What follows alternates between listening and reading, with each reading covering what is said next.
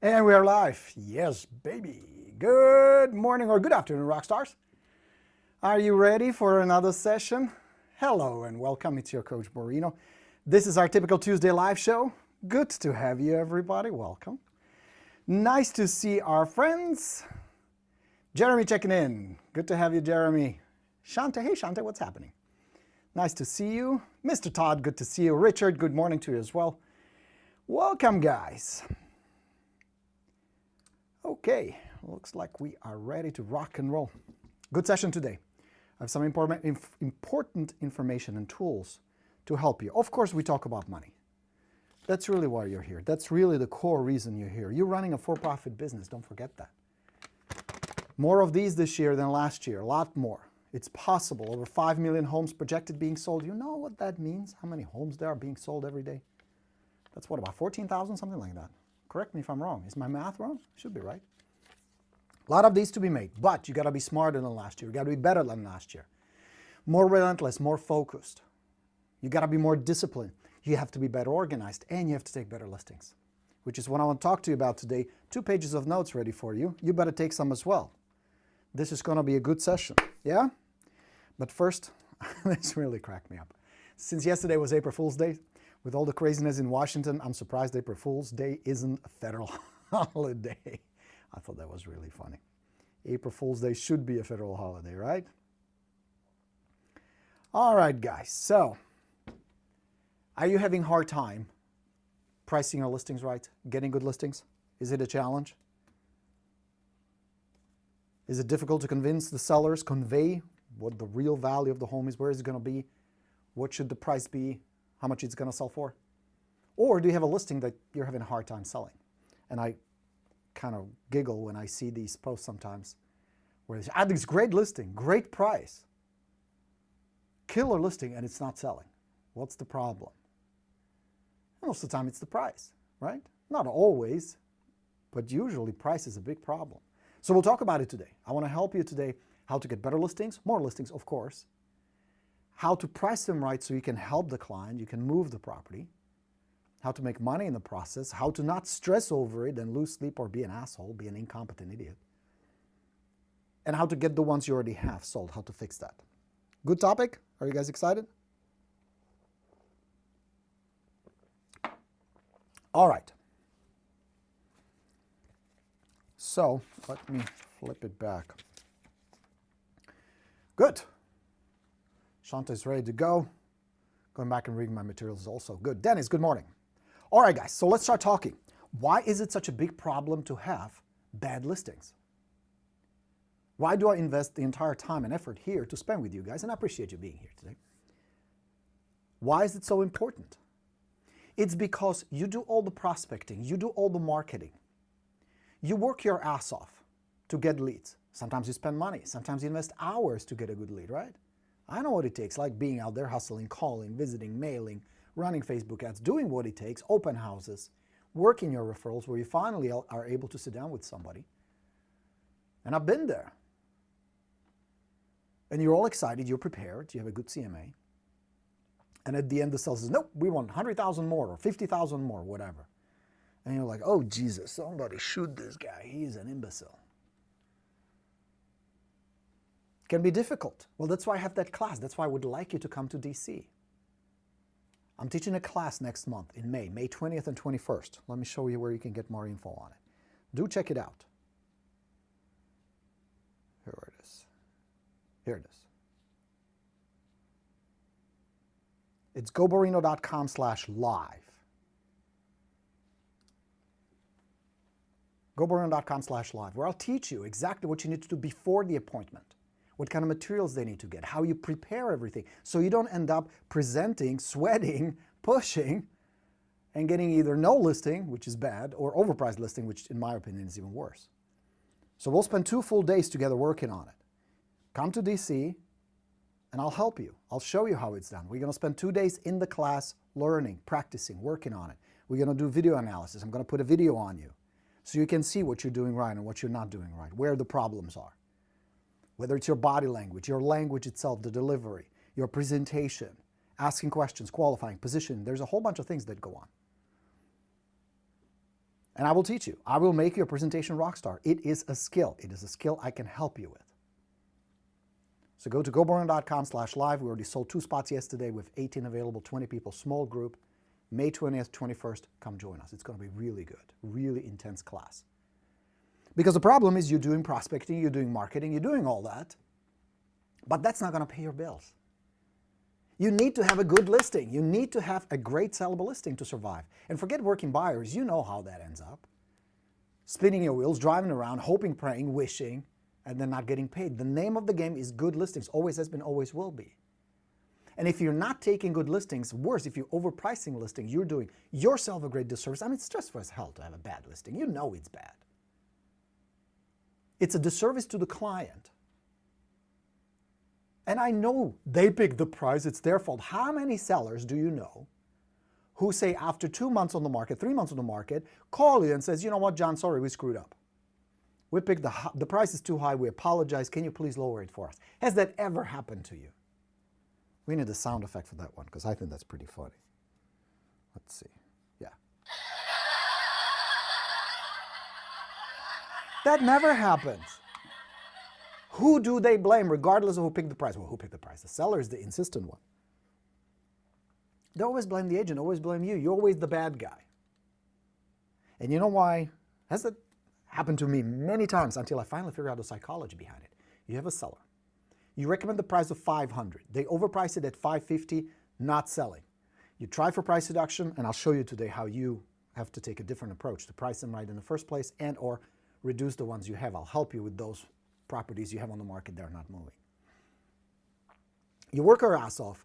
You tell them 500. We need to be 500, 497. No. They insist. Property expires. What happens next? They list with another agent at the exact price you had recommended. What happened? Understand the human psychology. This is one of the most important lessons I'm going to teach you guys. People don't make logical decisions, they only think they do. The process they go through, the decision process they go through, and the conclusion they arrive at is not logical, it's emotional. The triggers are all emotional. And you need to understand that. So the more you try to logically reason with them, the more you try to bury them in data, the more graphs you show them, the more reasonable you try to be and logical you try to be, the more resistance you're going to encounter. Because then the emotion they're going to experience with you is fear. Because they start sensing that you're too desperate, too pushy, too needy. You don't have their best interest at heart. And it took me a long time to figure that out. Overpriced listing is a disservice, not to mention. Every time there's a listing in a neighborhood, somebody else is going to list soon. It never fails. One listing always sooner or later triggers another one. You notice that? One property pops up, somebody else follows. If you have a good listing and you put a sold sign on it or pending or whatever you use, within a short period of time, that's good advertising. That opens a possibility for you to get more good listings. Make sense? But also the opposite is true. If you have a shitty listing that took 6 months to get sold, your reputation in that area is shot because everybody's watching. Whether they want to sell or not, everybody notices. Everybody's nosy. Everybody's curious what's going on in the neighborhood. So it's a bad advertising for you. Now, instead of having a chance to turn one listing into 3, 4 commissions, which is possible, you just shut down your chances. It's bad promotion, bad marketing, bad advertising. The real problem is twofold. The real problem is you don't have enough leads. Your lead generation systems blow. So you have one appointment. You know how it is. If you have one appointment a month, a week prior to that, you're already nervous. You're already thinking about it. And if the seller says, no, we want more, you're desperate, and you take that listing. I was that guy. I've been there. I'm not pointing fingers. I'm just saying that's what's happening. True or false? So to get good listings, focus on high probability leads. Work with people who are motivated, who are easier to work with, who have desire, who have core drive and emotion, who have motivation. That's problem number one. Problem number two is presentation. Presentation. You think that your presentation and your ability to take a good listing takes place when you sit down face to face with the seller. And what I'm here to tell you and what I'm going to demonstrate next month here in DC is that that's way too late. That process starts way before you meet with the seller. This is your first impression. Let's say you meet the seller in an open house, or it's a for sale by owner, it's a expired listing, so whatever type of referral, doesn't matter. Your first impression here will determine whether and for how much you're going to list the property here. Now you're going to be congruent through the process, and I'm going to walk you through the process in the Presentation Plus, how to do that. There are multiple steps you're going to take, but I'm here to tell you that this is the easiest part. Because if you do this right, this entire process where you position yourself as an authority, helpful advisor, it's a combination of two things: empathy and confidence. If you do that right here, this will be easier here. The real problem is not really here. Most of the time, if I'm going to troubleshoot it, I'm going to troubleshoot this here. Because if they accept you as the authority at the beginning, if they see you as an advisor, as somebody who's helpful but also competent, they won't fight you at the end. So I'm here to tell you, my advice to you, my friends, is do not ever take overpriced listings. That's a disservice to everybody. Most, your clients, not to count yourself. Because now you raise these false expectations, and you can tell them as many times as you want, it's overpriced, it's not going to sell. Well, we still want to try it. We want to test the market. Sounds familiar? There's no such thing. There's nothing to test. You as an expert know. $497. That's it. So it'd be like going to a doctor. I go to the doctor, and the doctor says, well, I got some bad news and some good news. The bad news is you have something in your body. I don't want to make shit up because I don't want to attract it. The good news is it's not very serious. It's a simple surgery. We're going to remove it. You'll be fine. Logical, reasonable person would say, yeah, sure, let's take care of it. Your sellers, our sellers, every seller will say, let's try aspirin first. And be like, the doctor would look at you and like, what are you talking about? We need to do the surgery. We're going to do some x-rays, going to open it up, take it out, and he'll be fine. It's no big deal. The patient would say, no, no, no, let's start with aspirin. Isn't that what your sellers are doing? You already know it needs to be priced here. You already know what it will take to sell.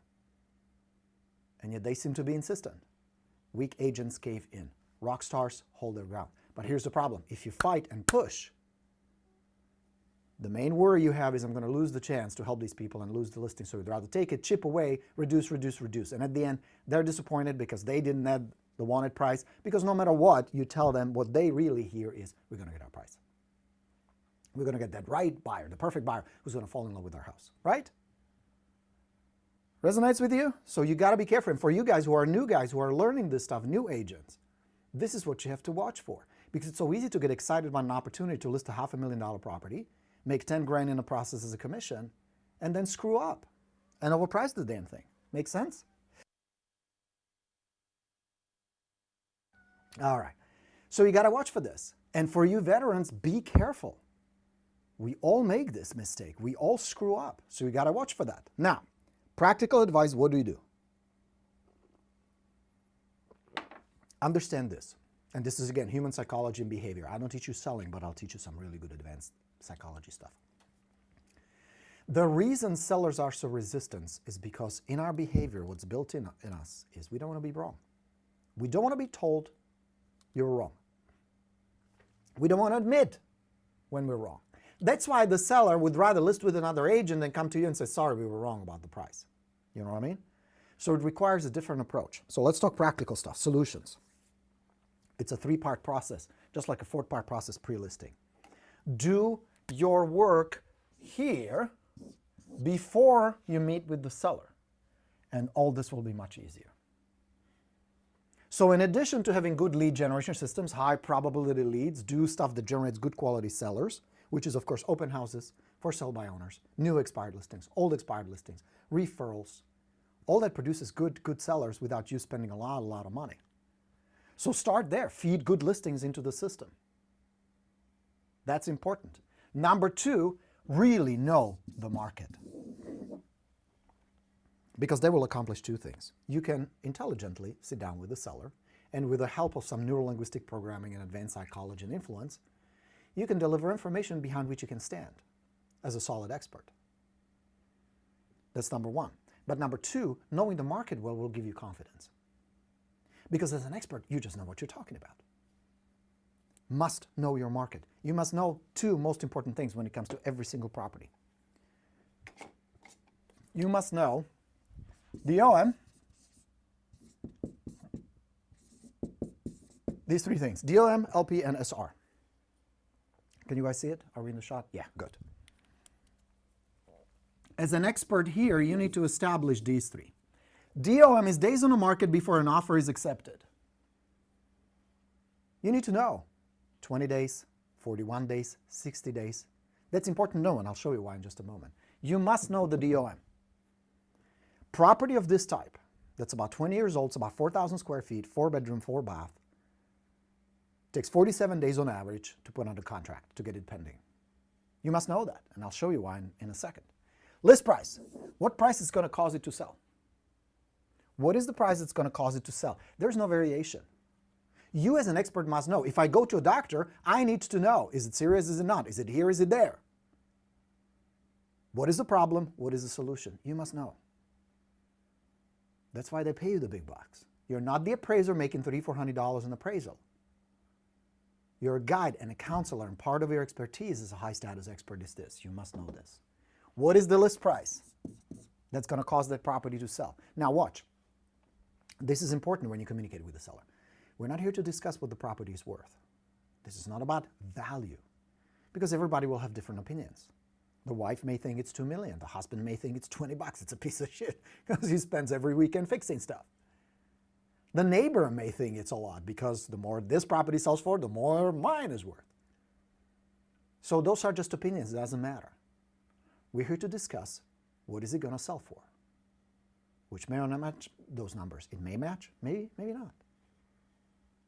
But you need to know what list price will cause that property to sell. That's the LP, list price, ideal list price.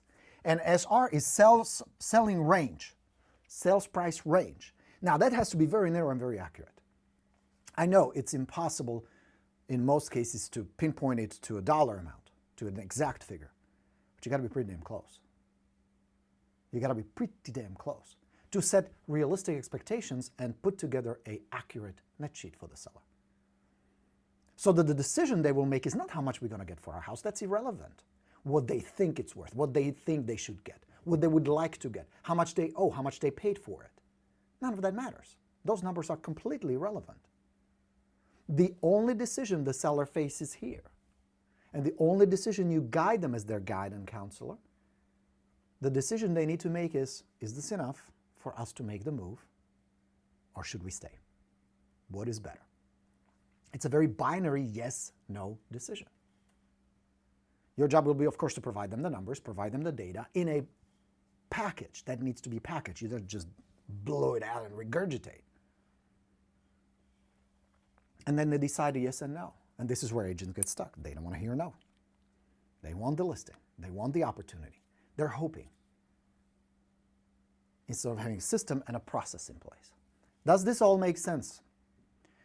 Know your market. Know your market. Know, is it going up? Is it flat? Is it going down? Where are the interest rates? How will that impact the marketability of that property? If you have a property that average days on the market is 65 days, where will the price be 65 days? Is it slightly going down? Are you going to be playing catch up? Is it going slightly up? Can I bump the price about $5,000 without much damage to the marketability of it?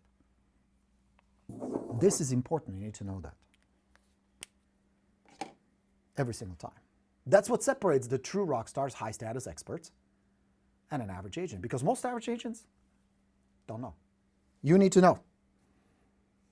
All right. This will also help you in the pre-listing process to communicate with the seller. So let's say I have a seller. Martha and Harry want to sell their property. And I have conversations with them, I follow up with them, they're finally ready. So we're chatting. One of the most important things that takes place about 3 to 5 days before the appointment is a pre-qualification call, where I qualify the seller. Now I do it for several reasons. One, of course, is positioning. I position myself as the authority. I'm in control here, just like you get a call from a doctor. You get a call from a tax advisor. You get a call from an attorney. Same thing. I ask some questions. I have about a 7 to 10 minute conversation with them on the phone. Most agents, new agents, are going to be like, no, don't want to do that. I'll just take a chance. Let's see if I can convince them. Wrong. Don't do that. Pre-qualification call, simple call. But here's the important element that is part of that call. I will find out as much as I can about their situation, their core driving emotion, their motivation. All that is super important to me. Because I'd rather spend 10 minutes on the phone and say no thank you than spend 2-3 months marketing the property, getting it on the market, getting it listed, working my ass off, spending money, time, and effort, and then not sell it and have a pissed off seller, and then I have to work price reductions. Not much fun. So I'd rather do it up front. That's where the skill and the mastery comes in.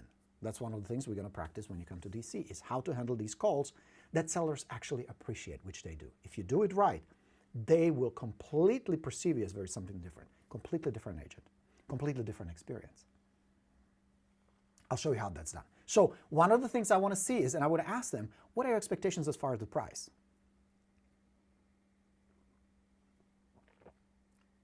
I want to know the number. Because if I have a property that's going to sell for about $490, $495, and they come up with $700,000 because Zillow told them so, I have a problem. And I need to decide here, not here, how I'm going to address it. So here's the secret, guys. The secret is not the price. The secret is their core driving emotion. The secret is not the number they want, need, must have. The secret is why are they selling in the first place.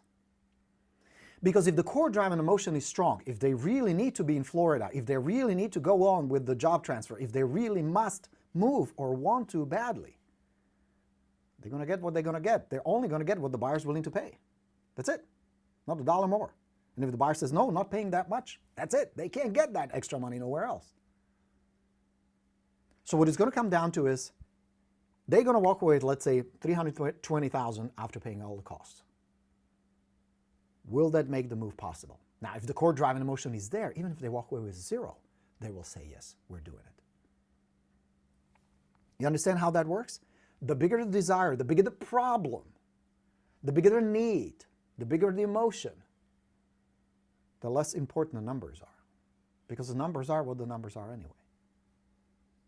So I'm going to do my homework up front. I know the market well. I know that house needs to be at around $497, $500 at the most. It's going to sell for about $490, $495. It's going to take about 40 days to sell. I already know that. So if I have a conversation with them, now, I don't quote them that price over the phone.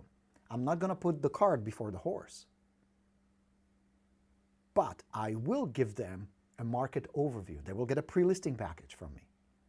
About 2 to 3 days before the appointment, they will receive a pre-listing package with a market overview. So the moment they start telling me $700,000 and I highlight recent sales from $450 to $600 or $550, that's going to start softening it up. That's going to start bringing reality to them. You with me? Is that helpful so far? Are you guys enjoying it? Thank you, Ronaldo. All right. Now, during the actual presentation, now there's more to it than that, of course, but that's why we're going to spend 2 days learning this.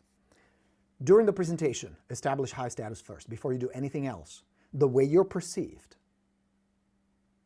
Low status, needy, or arrogant salesperson, not to be trusted, or right in the middle, will determine the outcome here. That's this part right here. Very important. First few seconds of the interaction, whether you do presentations in your office, which you should, I encourage you to do that, or you visit them at the home, first few seconds of that interaction start solidifying how you're perceived and how much information of what you say is believed, is received, is appreciated. It's actually very little. Surprisingly very little. Up to 90% of your information, they don't retain. If I went back to the seller you just did a presentation for, 10 minutes later, if I go knock on the door and says, hey, you just met with Jim. Can I chat with you real quick? If I took a checklist and started asking them questions, which you did and did not say during the appointment, 90% of what you said would be completely forgotten. What they would remember is a couple of key points, usually anchored by emotion. Isn't that interesting? Crazy stuff, right? So during the presentation, establish high status before you do anything else. Very important. Number 2, know your numbers. So you speak with authority and confidence, still helpful, still with empathy. Because to a lot of these people, it's very stressful, it's very difficult. It's a tough decision, scary decision. They don't want to make a mistake. So you need to have a lot of trust loaded in there so they have those three most important elements we always talk about. Remember? L, T, R. They like you, trust you. Very important. Trust. But they also respect you as the authority or the leader. So establish that first. And then number 3, never confuse them with ranges and multiple prices. Never confuse them. Give them one price. In order for you guys to be with your family down in Florida, it's going to take us about a couple of months. Usually within 60 days, when the property shows nice like yours does, it's pretty much market ready. If it's marketed right, that'll be my job. I'm expecting a good offer on the table in less than 60 days. Is that exciting? Now, in order for us to do that, the listing price needs to be $497,000. I know, I understand your expectations were different. I get that.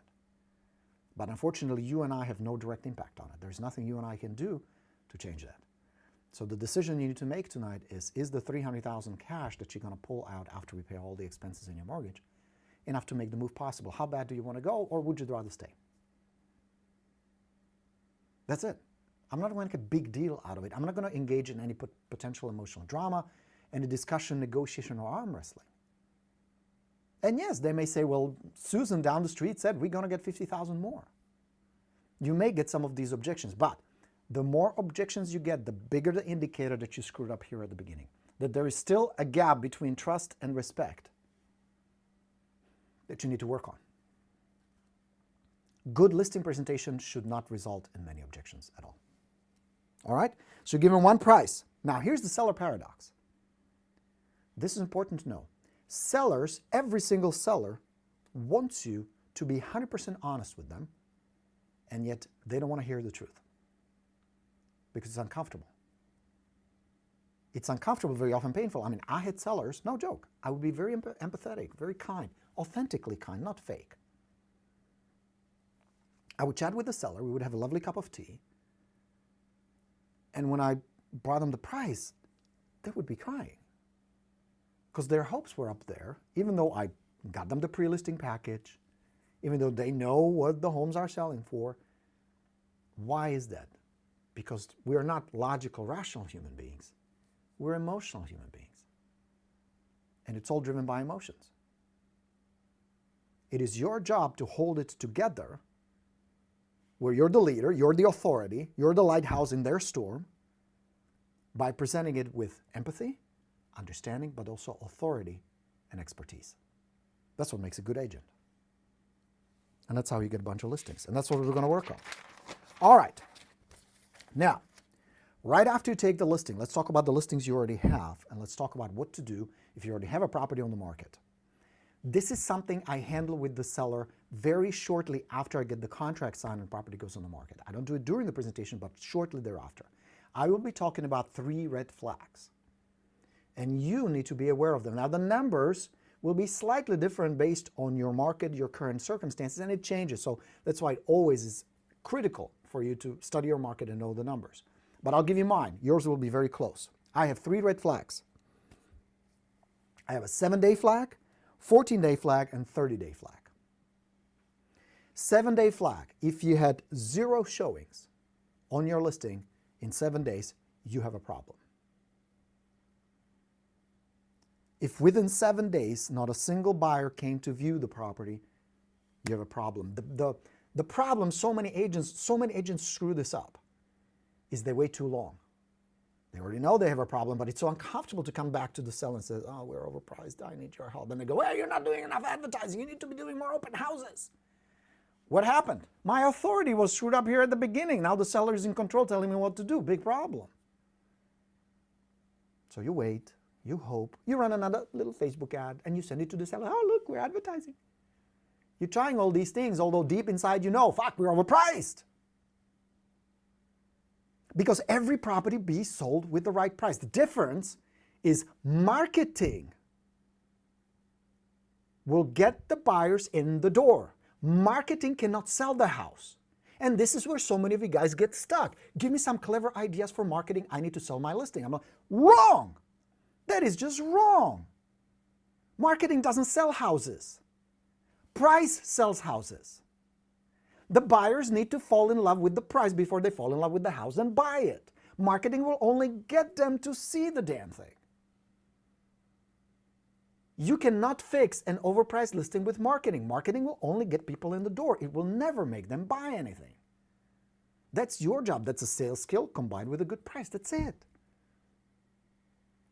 But it comes down to price. So 3 red flags, 7 days.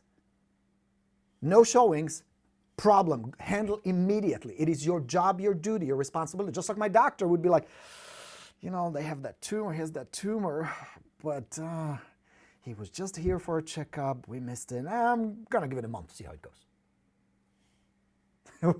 What kind of doctor would that be? Think about it. Your accountant will be like, we missed 20 grand on the tax return, but they just filed. Don't want to rock the boat. Let's give it a month. Maybe something will change. Don't do that. If you have no showings in 7 days, sit down with the seller, a cup of coffee, or something stronger on the rocks, and let's discuss it. So look, we're overpriced. We got a problem. So that's the first red flag. Second red flag is 14 days. You're getting showings, people are coming through, but no offers. If within 2 weeks you got people coming in, qualified buyer come in, and not a single decent offer, you got a problem. Nobody wants to buy it. But the feedback was good. Fuck feedback. If there is no offer on the table, the rest is just story. It doesn't matter. That's your second red flag. Serve your clients well by knowing what are your flags. Now, they're not months. Bullshit. 14 days at the most. We got showings. Nobody wanted to buy it. Make some adjustments very quickly because you know that the best buyers come at the beginning. If you're on the market 4 or 5 months still hoping, you're in la la land. It's never going to happen. So that's your second red flag, important flag. Now I tell this upfront to the sellers. After we list the property, we're on the market, I say, by the way, we have 3 safety checks in place. Red flag at 7 days, red flag at 14 days, and red flag at 21 days. And I'll tell them, manage their expectations rather than salvage the situation later. Prepare them, especially if you know you're high. 30 days. Some showings, a little lowball here and there from some fool who tried to steal it because they watched some late night infomercial, how to get rich in real estate with $500. But nothing solid. Immediately go back. Run another set of comps, evaluate what is the problem. Now, yes, potentially there can be 3 other problems. And again, this is all the marketing you need to do. Trust me on this. Agents feel guilty for collecting $10,000, $15,000, $20,000 in commissions, so they try to compensate by creative marketing. Where do I get Chinese buyers? How do I attract international buyers? How do I do drones? How do I do virtual reality? Does it help? Yes. You know what? Most of the time, how that works is the seller is impressed. I have yet to meet the buyer who says, well, we didn't really like the house, but after we saw the drone video, motherfucker, we want to buy that thing immediately. That never happens. Does it help? Yes. But at the end, the marketing will only bring people in. And if the price is right and the house shows well, you're going to sell the sucker, drone or no drone. Do the drones. If you have the money and budget for it and the sellers are impressed with it, that's fine. But don't kid yourself. It ain't going to help much. That's the reality. What sells the property? Price number 1. Buyers must fall in love with the price before they can fall in love with the house. You will not outmarket an overpriced listing. It doesn't happen. It will not appraise. It will not sell. End of story. So price number 1, good pictures. Make sure you have good, professional, nice, clean pictures. That also requires the house to show well. Do the best you can. Get it cleaned up, get it repaired the best you can. So it shows nice, so it's presentable. Stage it. Home builders selling model homes have been doing it for 20, 30 years, 40 years, 50 years, forever. There were huts supposedly staged in 1474 on the shores of Atlantic Ocean. So learn from them. There's a reason why they do it. And there's not penny pinchers. These are cheap fuckers. If they're willing to invest money in staging, we're going to have my wife Hannah come sometime this month to do a presentation about staging. Why that's important and how that can be your advantage, your marketing advantage. But make sure it shows nice. So nice pictures, good price, good commission, important. And MLS, make sure your description is solid there, easy access, that's about it. You don't need to go too crazy or too fancy on this. But these things need to be in place. Price, number one. Property shows well, nice curb appeal, looks clean, nice appeal inside, no drippy faucets and leaky ceilings and shit like that. I mean, do the best you can with what you have. Easy access, I got lockbox on it, good commission, done. All right? Marketing brings the buyer prospects in. Price will sell the property, remember that. Now, final point. Tell the truth. Tell the truth. It is your obligation, your duty to tell the truth. Don't sugarcoat shit. Be honest. Now, of course, be kind. Do it with empathy. If you put yourself in a seller's position, of course it's stressful. They're just human beings. They don't know this shit. They don't do real estate for a living like you and I. They don't understand half the terms. They don't understand what's going on. And at the beginning, they're very distrustful, not just you, but with everybody. When it comes to such a huge investment, I mean, think about it. That's hundreds of thousands of dollars. That's their future tied into the cash that they're going to pull out of the money, out of the property in many cases. Cut them some slack. But also remember, it is your job, your duty, your obligation to know the truth, to tell the truth. And if you can't help them, if they don't have a problem, it's okay to let go of certain clients. It's fine. Because for one overpriced listing and a difficult seller, you can take 2 or 3 others with nice sellers, pleasant people, whom you can help and serve and get paid well. And you can tell the seller, look, you can list with somebody else. I totally understand that. New agent, same problem. Because at the end, it is not up to the agent what the property is going to sell for. It is, unfortunately, and that's the truth, not up to you, not up to me. It's going to come to willingness of a buyer to come in and pay a certain price. And that price is determined by comparison. They're going to compare not just to homes in this particular area on your street and a couple streets over. If they shop, they say, well, I can get a 4-bedroom house here, or if I'm willing to drive extra 3 miles, I can get a 5-bedroom house there. That all is a matter of their comparison. We need to take that into account. What is our real competition? We need to look at it from a buyer's perspective. And unfortunately, based on their opinion or lack of action, meaning nobody wanted to buy it, they're telling us price is too high. That seller is probably not too serious. I can get a better deal somewhere else. And whether you're going to stay with me, we already have a relationship, I'm already working, knowing you, we trust each other, or you're going to take a chance and try with somebody else, the problem will remain the same. Whether the other agent is honest or not, telling you the truth, or they just don't know the market well enough to tell you the truth, I don't know. I can't speak for other agents. But I can tell you, if this was my mom's house, and you don't know my mom, she's tough, the price would be $497. That's the reality. What do you want to do?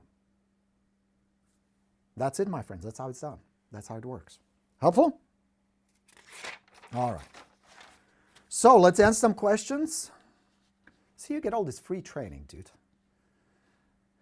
So come to DC. Here is it again. GoBorino.com/live. Presentation masterclass with me. We're taking 20 people. Two seats are already taken. Come join us. You're going to get the Presentation Plus 2.0. Brand new system. Absolutely brand new. We just finished it. You're going to love it. It's a great class. So come join us. All right. Nicholas. Money at this point and buy his... Says, but I need to give this guy some... Oh, here it is. Well, that's a... Coach, I'm going to buy the Expired Plus program. I've spectated and watched your videos for years now. Well, good for you, Nicholas. Appreciate it. I've used the techniques like video testimonials on my listing presentation, etc. Massively help. Good to know. This guy's the man. He teaches you how to be a natural salesperson. I've always been a salesperson at heart, but my morals are super high, so I've always been more of an influence thing. That's what I teach. I'm no good at selling. But I need to give this guy some money at this point and buy his Expired Plus program. Borino is a cool cat, smooth operator. Well, I appreciate it. Expired Plus is a system, as you know, to list expired listings. Let's see if I have a copy of the book I can show you. Oh yeah, it's right here. So you're going to get a book from me, a library of marketing materials, and I'll teach you how to list expired listings. Right now, good time to go after expireds. Thanks for the nice comments, Nicholas. If you go to expiredplus.com, expiredplus.com, you can order the whole system. Awesome. Eric says, very nice presentation, Borino. I'm glad you enjoyed it, Eric. Thank you. Any FISBO follow-up advice? I've called occasionally to see how things are going, written, handwritten letters, dropped off feedback and notes, but can't seem to convert as many as I would like. Evan, that's a really good question. How do you follow up with for sale by owners? It'd be a completely separate class, and I have a system on FISBOs as well, which you will need sooner or later if you're serious about FISBOs. It is because just calling and just kind of like, I want to see how you're doing, and here's some information, here's this, here's that, is not enough. Especially if you're in a competitive market where there are good agents who have a system, sometimes my students, who know how to do it well. Yes, the repetition and the continuous follow-up is absolutely essential, but it needs to be more than that. Each piece of your follow-up needs to be something helpful, something practical, where something that the seller looks at, the for sale by owner looks at and says, oh, this is really cool, this is helpful. They will most of the time not do anything with it. It's not like the seller all of a sudden goes, oh, you're kidding me, video, let's do one. They're not going to do that. But it will definitely help position you as an expert. So the best advice I'm going to give you is keep in touch, offer helpful tips, offer helpful information. Those are the best things you can do when it comes to FISBO follow-up, any follow-up really. Make sure you have them on contact management system, that's important. Dan has a very good question. Dan would like to know, what if it's such a unique house in a neighborhood and there is not any comps that we can use? That occasionally happens, Dan. But the bottom line is this, somebody bought that house before. So somebody before determined the list price of that property, true or false. Once the property is pending, an appraiser will come and evaluate that property. So here is a couple of things that I would recommend is, if you were a buyer, how much would you pay for it? How are you any different than most of the buyers? Everybody wants a good deal. Unique house doesn't necessarily mean more money. Sometimes it means it's harder to sell. So go by the comps you have. Go by who is the buyer willing to live in this neighborhood in this type of home. That's what you need to go by. Every property has a price. This one has a price too. What it comes down to is not very often, I don't know the price, is I'm not comfortable telling the sellers the price. If the property is overbuilt for the area, if it's too unique, too different for the area, it's actually harder to sell because your pool of potential buyers is going down. So you thinking, well, it's got to be higher because it's unique. Maybe the other way around. It needs to be lower. Now, you as an expert need to know that. And if it's just too difficult to market and sell, if the seller's core driving emotion is low, if the motivation is not there, don't bother. There are plenty of nice homes, easy to sell properties, good sellers, motivated clients you can serve. You know what I mean? Don't overthink it. If you're overpriced, reduce it. Worst comes to worst, you could hire an appraiser, get it appraised, but be careful with that because they will tell you the value of the house, not necessarily what it's going to sell for. You as an expert need to know, what are the buyers comparing this to? Who would be willing to live here and how much will they pay? And work with that. Helpful? Dennis, what's happening, Mr. Dennis? He says, I am 100% with you. I have passed on 3 listings over the past few months because seller had unrealistic expectations of what their home is worth.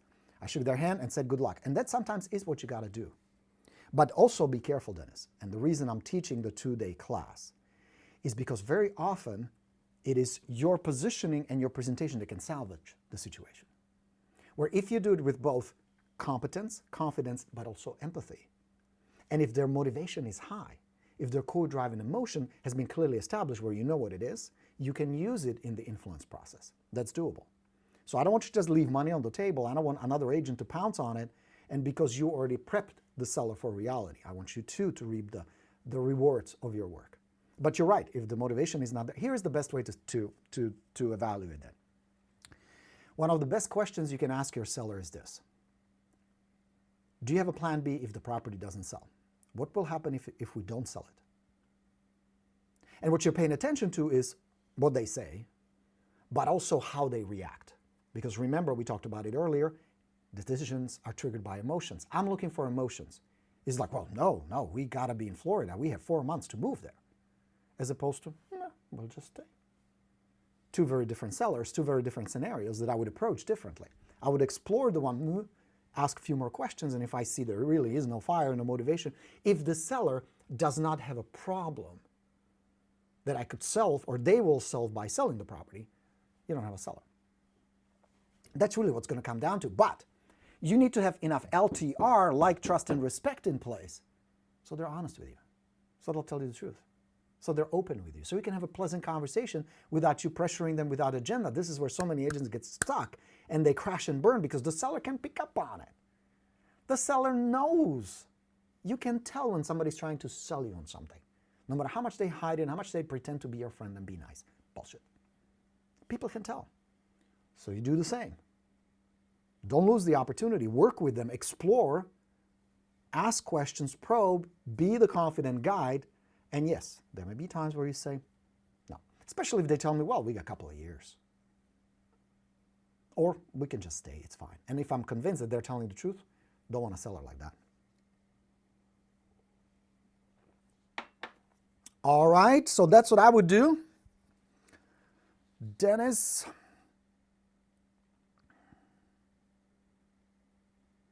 Eric says, very nice presentation. Well, thank you, good sir. Vlad says, hi, I'm 15 and looking to start a career in real estate soon. Could you give me some tips on what to do? Vlad, get really good at communication. The secret of success in real estate, the better communicator you are, the better you are at interacting with strangers, making them feel comfortable talking with you, asking questions, be a good listener, become a really good people person, influencer. Not that Instagram, like, sexy. I'm talking influencer where you communicate with somebody without arm wrestling, without pushing, without being needy or salesy. If you can develop the authentic ability to really develop a trust and connection and really be inquisitive about people, that will serve you well. It's one of the most important qualities you can develop.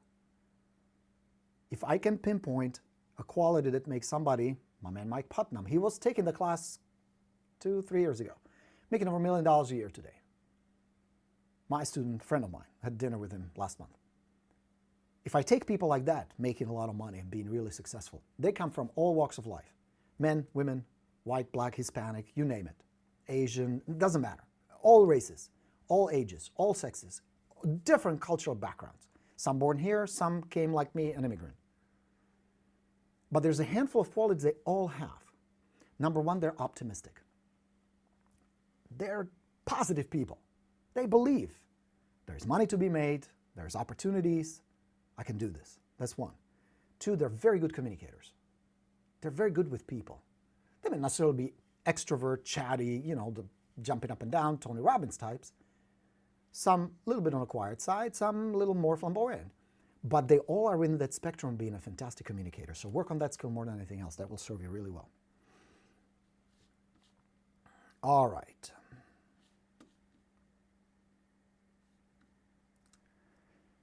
Great webinar today, says Derek. Glad you enjoyed it, Derek. Alida, I'm taking a course work at Tampa School of Real Estate. Thank you. Excellent. Love the 3 checkpoints, says Bridget. Good. Yeah, the 3 red flags. Very important. Excellent. What was the 21-day red flag? I missed it, says Greg. The 21-day, Greg, was you're getting some showings and you're getting a lowball offer, but nothing solid. That's the 21-day. Showings, but either really shitty offers or nothing at all. Now, if you're getting a lot of showings and no offers, that's a problem too.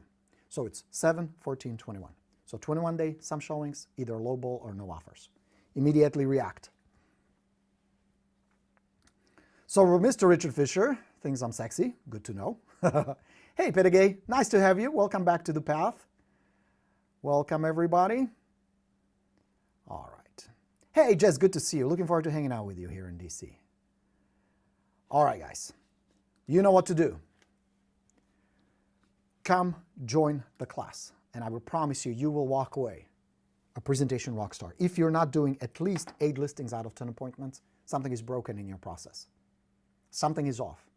Either the way you communicate, either the pre-listing process, maybe your marketing is off, maybe your presentation alone. We can pinpoint where the problem is, and more importantly, we can fix that. If in 2 days, if you give me 2 days, you will see how quickly you can master this. Because I know you don't have time to practice listing presentations. If you're like me, you're busy, you do other stuff. So we're going to lock ourselves in a class, we're going to put cameras on you, and you're going to be doing it over and over. By the time you're done, you're going to be doing at least 10, maybe 15 listing presentations. That's the goal. That's my plan. So come join us. It's going to be intense. I teach this every 2 years or so. It's been a couple of years at least since I've taught it. GoBorino.com/live. Come join us, check it out, sign up for it. You're going to get the presentation plus 2.0, bunch of stuff. By the time you come here, you're going to be warmed up and prepped, and we're just going to do it over and over from the very beginning all the way to sign here.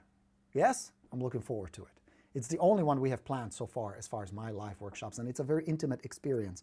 You know, I don't want to have like a room with 3,000 people teaching you real estate. I think we can get much better results and better work done if we work very closely, almost like one-on-one. It's actually good that there'll be other people, because you're going to learn not just by doing it, but a lot of your lessons, a lot of your aha moments will come from observing somebody else. You know how sometimes it's easier to see if somebody else is screwing? Like, I was in the gym this morning with my man George. You might have seen the picture we took today. He's a great trainer, and I've improved a lot as far as working out and doing it right. But I can tell you that watching somebody else, I can see immediately if somebody's screwing up, like they're pulling their back, they're doing it wrong. You know what I mean? As opposed to me doing it in myself, it's harder to sometimes to tell. You're going to be the same. When somebody's presenting, you're going to instantly discover and notice when somebody's off, or their confidence just dropped, or they get stuck, they get nervous. And you're going to use these lessons to improve yourself. That's my goal. Because friends, if you master listing presentation, everything gets better. Your confident communication goes up. You're going to get more listings. Your prospecting will get better, because you know if I sit down with the seller, I can get that sucker. So it's going to have a ripple effect throughout your business and your life. That's why I devoted 2 days to teaching you this. I could have taught other stuff. We could have done classes on other things. I think this will have the most impact, especially in the kind of tricky market we are in right now. So that will help you get the listings you already have sold, get more good listings, serve your clients, and become a rock star, because you already know the name of the game is listings, taking good listings. It ain't going to be with buyers chauffeuring them around all weekend. That's not where the money is. You already know that. There's sanity. So let me help you become a great listing agent. Go to goborino.com/live, and I'll see you in Washington, D.C., May 20th, 21st. We'd love to have you. All right, friends, thanks for being here today. Thanks for hanging out with me. I very much appreciate your attention and your time and your desire to help people learn in the process and have a good time. Go out there, help some people, get your listing sold. Oh, wait. I got to show you this before I go. This is important. Fizbo Helper would like to know, Coach, how is this 2-day live different than your Presentation Plus course videos? Excellent question. Here's how it's different. One, and yes, you can learn the presentation watching my videos and reading the books.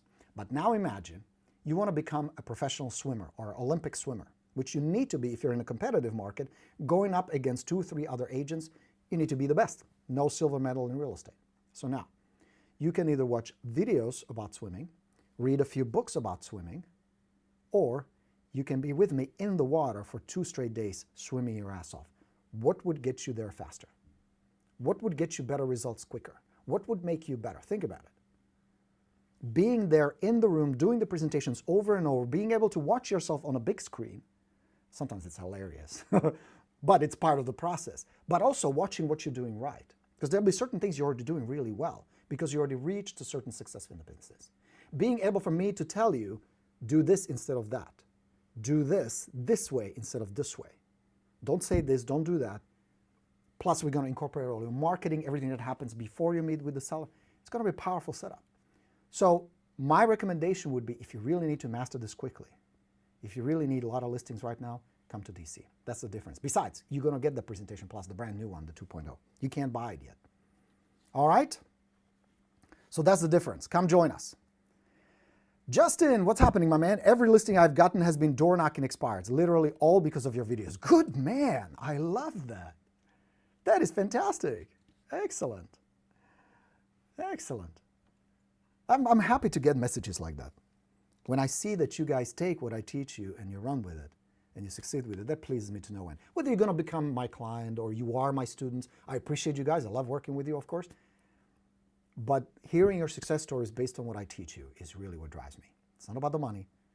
It's not about the ego. I don't need to be the most famous real estate coach in the world, but in certain things, I consider myself the best. And one of the things I can teach better than anyone else is confident communication, which is essential for a good presentation. That's why I'm teaching it here. And more importantly, not that just I know that stuff. I'm not just like, oh, look how fabulous I am. But I figured out a way to teach others how to do that. I always thought at the beginning, I had thought, well, you got to be born with certain skills. Some people got it, some people don't. Not necessarily so. It's a matter of applying certain strategies and learning, developing certain skills that will get you. At the beginning, I was shy. I was nervous. Don't laugh. It's true. I was nervous and shy and insecure, and it was tough. But I learned. And if I could learn, now it took me, I'm a slow learner, it took me a couple of years. You can do it a lot faster. You can do it in 2 days. And I'll demonstrate that to you. All right. Will this live workshop be helpful for new agents with no prior listings? Absolutely yes. I'm going to let you know a little secret. I've been doing this for over 20 years, long time. I very often have better success and faster with agents who are fairly new in the business or brand new. And I think it's because you guys have not picked up bad habits yet. See, much of my work is not just necessarily teach you new stuff, new strategies, new techniques, but undo the shit that kind of people get tangled in. Bad habits, bad thoughts, bad mindset, bad communication habits and all that. And if you've been in the business for 5 years and the business kind of beats you up in the process, you know, there is some bad stuff that people accumulate along the way. And my job is to kind of untangle it, get rid of it, and replace it. With you new people, sometimes that makes it a lot easier and a lot faster. Not to mention, you still have that thing where you genuinely believe in yourself. Some of us old fogies who've been at it for a long time reach that point where you just kind of start doubting and you kind of become jaded. Where you still have that fire in the belly. And the more fire you have, the more positive energy you have, the more I have working with, the more I get to work with. And that's super important because you can accelerate your success a lot faster if you have that energy, if you have that positive mindset, if you have that belief, I can do this, I believe in myself. So that's the secret. So yes, I 100% believe it's an excellent opportunity for a newer agent or a brand new agent to master this stuff quickly. God, I wish there was somebody teaching this. There isn't really, even today. There really isn't a class where you don't just sit there and take notes, but you roll up your sleeves and do it. Where we go over a segment and I'll say, okay, turn around, pick a partner, sit down, let's go. And here's the camera on you. There's nobody else doing that. And I think it's because part of my mastery comes from my ability to not only show you, but teach you how you can do the same. And once we're done on Tuesday afternoon, you're going to feel different. You're going to say, like, shit, I think I got this. It's not going to be perfect, obviously. But it's going to be solid. You will be able to go right after the workshop and deliver a really good listing presentation, 10 times better than what you got today. And if you stay with it, if you follow the process, my goal is for you to reach 8 out of 10. That's my goal. Out of 10 appointments you go on, 10 really good listings. That's where I would like you to be. That's the whole process and the whole system I have developed is geared for that. So you don't leave money on the table. You don't lose opportunities because you have a shitty presentation, because you're either too aggressive, too scripted, or too soft, too nice, too needy. Both would kill you, as they have with me. Yeah? All right. So we'd love to have you come join us. What's up, Mr. Pat? Nice to see you.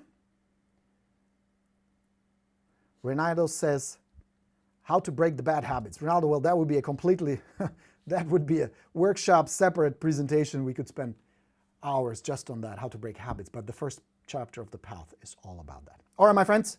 Our time is up. Thank you so much for being here. Good times today, sharing some good practical tips. Go out there, use it, help some people. I'll see you in DC May 20th and 21st. Coach Borino signing off. Let's go get him. Bye, everybody.